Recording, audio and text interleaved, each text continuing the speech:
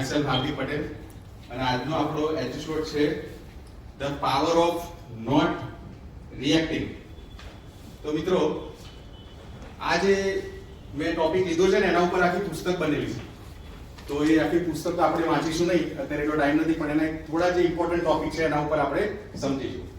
તો સ્ટે કોમ, stay strong, શાંત રહો અને મજબૂત બનો. જે આ લોકો આ દુનિયામાં શાંત છે ને એ લોકો વધારે મજબૂત છે, અને જે લોકો અશાંત છે એ મજબૂત નથી. તો મિત્રો, સૌથી પહેલા આપણે જોઈશું રિએક્ટ vs રિસ્પોન્ડ. બહુ જ મહત્વનો તફાવત છે આ બે વર્ડ્સ વચ્ચે. React vs respond. ઘણીવાર માણસો ઉત્તેજિત થઈ જાય થોડી વાતમાં, તો ઉત્તેજિત થયા પછી જે આપણે બોલીએ છીએ ને એ આપણે રિએક્ટ કરીએ છીએ. અને જ્યારે કોઈ અઘરી વસ્તુ સાંભળવામાં આવે, કોઈ અપમાનજનક હોય, તો માણસ જ્યારે શાંત થઈ જાય ત્યારે એ રિસ્પોન્ડ કરે છે.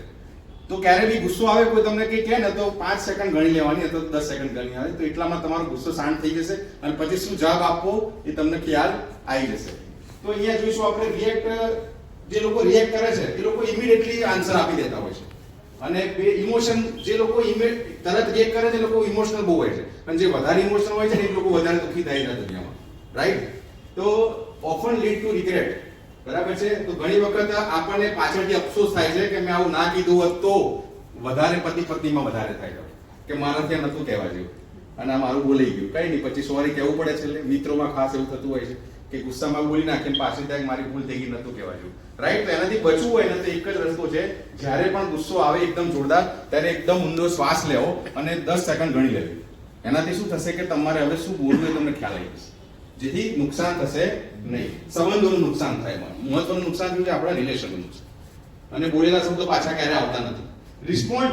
રિસ્પોન્ડ કરવાના લોકો હંમેશા વિચારશીલ હોય છે, હંમેશા વિચારીને જવાબ આપે છે, ક્યારે તરત એક નહીં, અને એમના ચહેરા ઉપરથી તમને લાગે બી નહીં કે આ વ્યક્તિને ખરેખર ગુસ્સો આવ્યો છે. જે લોકો રિસ્પોન્ડ કરે છે એ લોકોની વાત કરું છું. શાંત અને કંટ્રોલ, એમનામાં ભરપૂર કંટ્રોલ હોય છે. ભરપૂર એટલે તમે એને ગમે એવી ગાળ દઈ દો ને તો બી કંટ્રોલ રાખો.